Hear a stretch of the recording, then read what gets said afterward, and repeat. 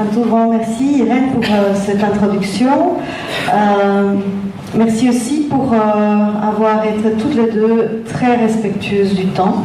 C'est très rare ça quand on a des panels constitués d'hommes par exemple, qu'on respecte le temps. Enfin voilà, c'est un confort en tant que modératrice d'animer dans ces conditions. Merci. Moi je suis contre le système, je m'oppose déjà à la répression. Voilà. Je vais essayer. Bon, Karen Barr. Bon, moi je vais vous raconter une histoire qui a commencé il y a 10 ans. C'est la première fois où j'ai été confrontée à cette réflexion de la violence de genre dans les institutions. Donc en 2004, j'étais en Honduras et j'ai été invitée par le Programme des Nations Unies pour le développement pour faire une cartographie des institutions des organisations et des institutions gouvernementales qui travaillaient sur le sujet de la violence de genre. Et alors assez vite, dès les premiers entretiens explorateurs, j'ai constaté deux choses. La première, c'est qu'on mettait surtout l'accent sur la violence interpersonnelle. Donc quand on parlait des violences de genre, on parlait surtout de la violence interpersonnelle. C'est celle qui est exercée au sein du ménage, au sein de la famille. Donc il y a déjà une dimension territoriale, une sphère là. Et par le mari, le copain, le conjoint ou l'ex sur une femme. Et pourquoi cette question m'est apparue très vite, c'est parce que les mêmes personnes que j'interviewais étaient un peu en désarroi sur le fait qu'il y avait un tas de formes de violence de genre, qu'elles identifiaient bien comme des violences de genre, qui avaient un impact sur les fillettes, par exemple, ou sur les jeunes filles, et qui ne rentraient pas dans cette catégorie. Et alors en Honduras, en Amérique centrale, à ce moment, on avait une épidémie qui malheureusement ne s'est pas arrêtée, de ce qu'on appelait à cette époque-là féminicide.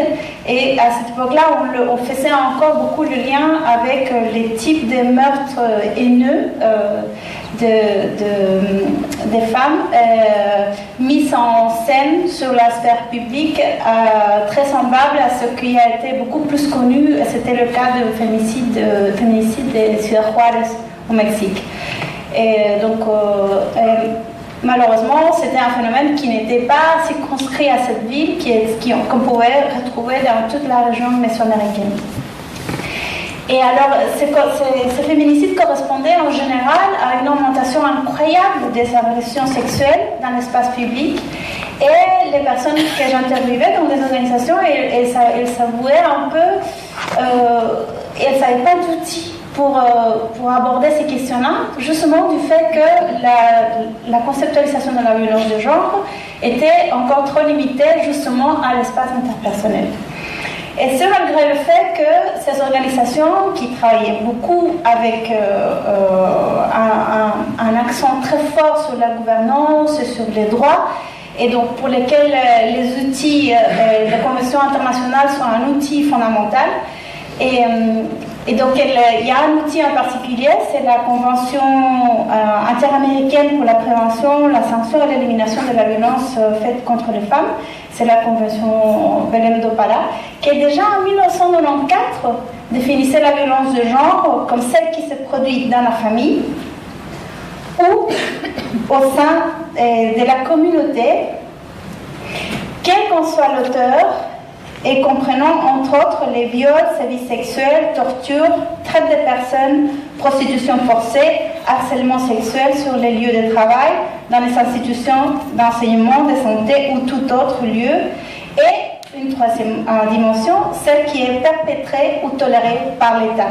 Donc là, on est face à une définition juridique qui est beaucoup plus large, qui introduit la question de l'espace public et la question institutionnelle, et qui n'était pas mobilisée par ces organisations qui pourtant travaillaient beaucoup sur base des outils juridiques. Et donc, suite à cette évidence, on a proposé de réorienter l'étude et d'essayer justement de mettre en exergue les formes de violence qui se produisaient dans la communauté, donc dans un espace plutôt public, et essayer de les identifier, de les répertorier. Et en Honduras, à ce moment-là, on faisait beaucoup le lien avec la question de la sécurité citoyenne. Et aussi, un deuxième élément, c'était justement le lien avec les institutions formelles et informelles. Donc les institutions, je n'ai pas une définition là toute prête, mais ça évoque l'idée de relation. Donc c'est une construction collective où les normes, on produit des normes qui sont appliquées, et ces normes-là, elles peuvent être formelles, les lois, les règles, ou elles peuvent être informelles aussi, toutes les injonctions morales, des comportements, etc. Mais dans tous les cas, ces normes, elles ont un impact sur le comportement, parce qu'il y a une attente sociale qui se construit sur base de ces normes-là. Et donc, le résultat était une étude qui est super décousue. Moi-même, j'étais un peu abasourdie par l'énormité de la chose. Mais bon, ça a eu le mérite d'initier la réflexion. Et là, on a travaillé à la fois sur les institutions formelles. Et donc, on a été allé voir un peu les institutions de l'État, donc qui travaillaient les problématiques des enfants et des femmes, et les institutions de la justice et les institutions qui essayaient de faire concrètement donner une réponse à la question de la violence de genre. Et donc on a trouvé dans toutes ces institutions-là que en dehors des normes formelles, il y avait toute une normativité informelle qui était basée justement sur des stéréotypes et des genres, et qui était à même de permettre, voire favoriser la violence faite aux filles, aux jeunes filles et aux garçons. Une violence de genre aussi exercée sur les garçons. Un petit exemple, dans les maisons d'accueil pour les enfants de la rue, il y a une grande majorité d'enfants qui ont subi des abus sexuels dans la rue, et malheureusement aussi au sein de ces institutions mêmes. Et là, une des choses qui était assez effleurante, c'était le fait justement qu'il y avait une invisibilité des données, et on ne pouvait pas, on n'avait pas vraiment posé la question aux enfants de s'ils avaient subi des abus. Et donc on n'avait pas les statistiques, et comme ça intuitivement les gens qui travaillaient avec les enfants la plupart du temps, ils me disaient les filles, elles sont, il y a une différence déjà dans le type d'abus où il se produit. Les filles c'est beaucoup plus à la maison, les garçons c'est beaucoup plus dans la rue, mais les garçons aussi subissent les violences sexuelles. Et il y avait quelque chose d'assez extraordinaire, c'est que les filles, en général les enfants, ils avaient beaucoup de difficultés à parler de ça, mais en plus les garçons avaient encore plus de difficultés à parler de ça, parce que pour eux c'était une remise en question de leur masculinité. Et donc je mets déjà un petit accent là-dessus. Et je vais essayer maintenant de vous parler un petit peu plus d'une institution plus informelle qui est apparue dans cette étude. C'est le cas des gangs, des bandes de jeunes ou de maras, comme on les appelle en Amérique centrale. Il faut savoir au départ que les maras ont été le résultat d'un processus d'émigration. Et donc dans les années 80, il y a eu énormément de gens qui sont partis d'Amérique centrale vers les États-Unis pour échapper aux conflits armés. Et dans les années 90, il y a eu énormément de gens qui sont partis de l'Amérique centrale vers les États-Unis pour échapper à l'impact des politiques d'ajustement structurel.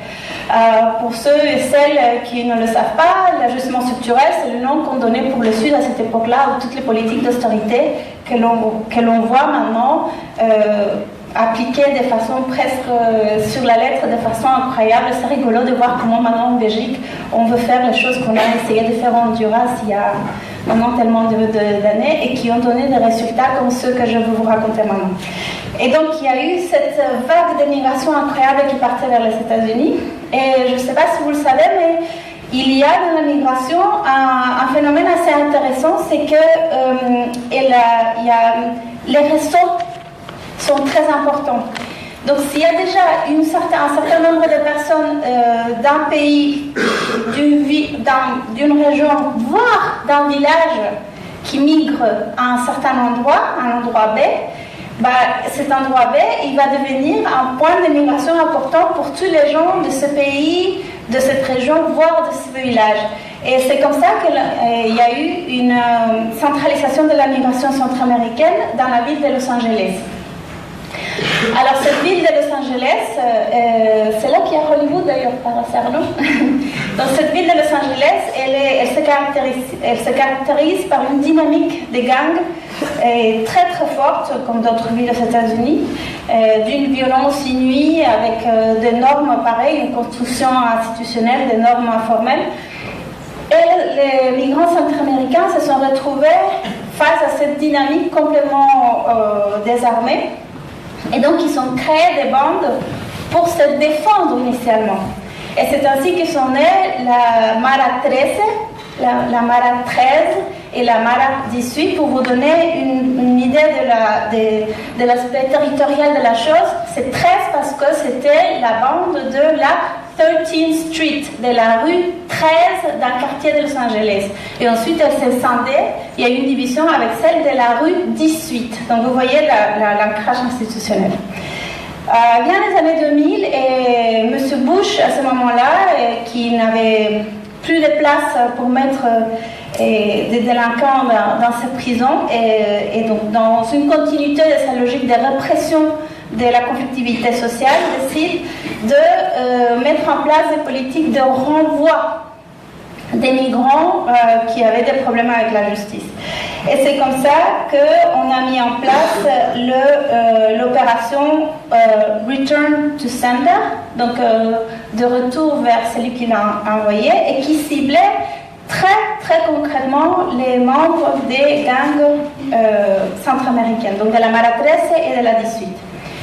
Donc on envoie ces jeunes qui sont pour la plupart grandis aux États-Unis, dans les quartiers durs de Los Angeles, Honduras. Et ils se retrouvent à Tegucigalpa, à San Pedro Sula, à La Ceiba, à Comayagua, dans les villes honduriennes qui ont été ravagées par l'impact de l'ajustement structurel, où l'on voit une augmentation incroyable de la pauvreté, du chômage, des inégalités sociales.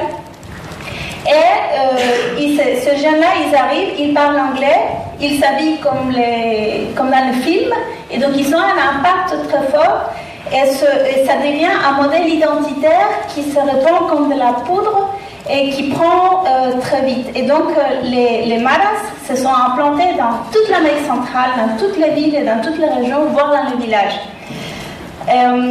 Il faut savoir que la Mara, à ce moment-là, elle acquiert une caractéristique centra-américaine. Donc elle est avant tout une réponse identitaire à l'exclusion et à la pauvreté, je dirais. Donc beaucoup de jeunes filles et garçons que j'ai interviewés me disaient que la pandilla, la Mara, leur donnait à manger, leur achetait les médicaments, et achetait la drogue dont ils avaient besoin parce que la plupart avaient des problèmes d'addiction. Les protéger vis-à-vis des autres, etc. Et donc il y a au départ cette construction identitaire, et c'est une reconstitution d'une famille. Et il faut savoir aussi que beaucoup de filles et de garçons qui étaient dans les pandillas, dans les maras, ils viennent des familles violentes aussi. Donc à cette époque-là, la plupart des filles qui me disaient, elles expliquaient qu'elles avaient échappé à une situation d'abus sexuel déjà dans leur famille, et que c'est pour ça qu'elles savaient intégrer les maras. Et les garçons, assez curieusement, ils disaient qu'ils échappaient à une situation de violence familiale, de violence physique, non au sein de la famille, et assez souvent par les femmes de la famille, par une mère, par une tante, etc. Et donc c'est comme ça qu'ils s'extraient de ces familles violentes et ils se mettent ensemble. Sauf qu'on a importé la Mara, mais on a importé aussi le conflit entre les Maras, parce que les Maras, elles sont une dynamique territoriale. Alors la 18 et la 13 commencent à se faire la guerre entre elles, et avec toutes les autres pandillas, gangs, qui sont apparus aussi à cette période. Et donc on parle du coup de violence interinstitutionnelle. Donc entre deux institutions, c'est à notre niveau. Oui, c'est-à-dire qu'elles sont toutes un peu. Il y a quand même une certaine homogénéité. Il y a des normes qui sont homogènes dans les pandillas. Mais bon, je ne sais pas si tu peux déjà conclure, histoire de pouvoir... Oui, donc je reviens à pourquoi le genre, qu'est-ce qu'il y a le genre là-dedans. Donc il faut savoir que dans les maras, il y a 70 à 80% des membres, ce sont des garçons. Et alors, ces garçons, ils se construisent, donc je vous disais, la pandilla, c'est une construction identitaire. Et dans cette construction identitaire, la masculinité occupe une place très importante. Sauf que cette masculinité-là, elle est violente, elle est toxique, comme on dit dans le domaine, dans la blogosphère. Et cette masculinité, elle implique la domination des femmes. Donc pour vous donner un exemple vite fait, il y a une des filles que j'ai interviewée, j'ai remarqué qu'elle était très sérieuse tout le temps, une fille de 16 ans. Et je lui ai fait des blagues, j'ai essayé de détendre l'atmosphère entre nous pour l'entretien. Rien, elle était toujours très sérieuse. Donc à la fin de l'entretien, je lui ai dit tu souris jamais? Et elle m'a dit qu'elle avait oublié comment sourire parce que quand elle était dans la pandilla, dans la mara, elle était punie à chaque fois qu'elle rigolait parce que c'était considéré comme un signe qu'elle était facile si elle rigolait trop. Et donc, la mara, elle construit, elle est traversée par, c'est très important dans la pandilla, le contrôle des femmes de la mara, mais aussi du coup le contrôle des femmes de son territoire. Or, la communauté devient son territoire. Donc, elle contrôle et châtie les femmes et les filles notamment de la communauté qui ne se comportent pas comme eux, ils estiment qu'elles devraient se comporter. Aujourd'hui, malheureusement, les observations qu'on avait faites en 2005 ont été confirmées. On a une crise migratoire incroyable et il y a une grande quantité d'enfants qui s'échappent d'Amérique centrale pour aller vers les États-Unis. Un tiers des enfants, ce sont des filles. Je vous parle déjà de 10-12 ans qui font ce voyage incroyablement dangereux tout seuls. Et il y a une grande quantité de filles qui s'échappent parce qu'elles ne peuvent plus vivre dans une communauté dans laquelle elles sont soumises tout le temps à une agression, à une menace d'agression ou une agression concrète dans l'espace public. Donc cette migration, elle est devenue très importante. Et pour conclure, je voudrais juste dire qu'en conclusion, je vous ai dit, j'ai fait la blague tout à l'heure que j'étais migrante. Eh bien, moi, mon expérience de la migration n'a rien à voir avec l'expérience de migration des filles dont je vous parle. Et donc là, il y a clairement une dimension des classes sociales qui est très différente. Elles s'affrontent une masculinité toxique qui n'a rien à voir avec cette masculinité toxique qui est affrontée par les actrices qui gagnent des millions de dollars et qui ont maintenant, on a entendu beaucoup parler dans les réseaux sociaux. Donc on a une expression de masculinité toxique, mais elle est traversée par le prisme de la classe sociale. Il y a aussi une différence d'âge très importante. Les filles, les fillettes, les jeunes filles, elles ne vivent pas de la même façon la violence de genre que les femmes qui sont dans une relation de couple. Et finalement aussi, terminer juste par dire que cette masculinité toxique, elle se manifeste vis-à-vis des femmes, mais elle se manifeste aussi très fortement vis-à-vis de la communauté LGBT. Ce qui nous demande peut-être pas seulement d'élargir notre conception de la violence de genre, mais du coup aussi de réviser notre conception de genre elle-même, qui reste, à mon avis, encore trop binaire. Merci.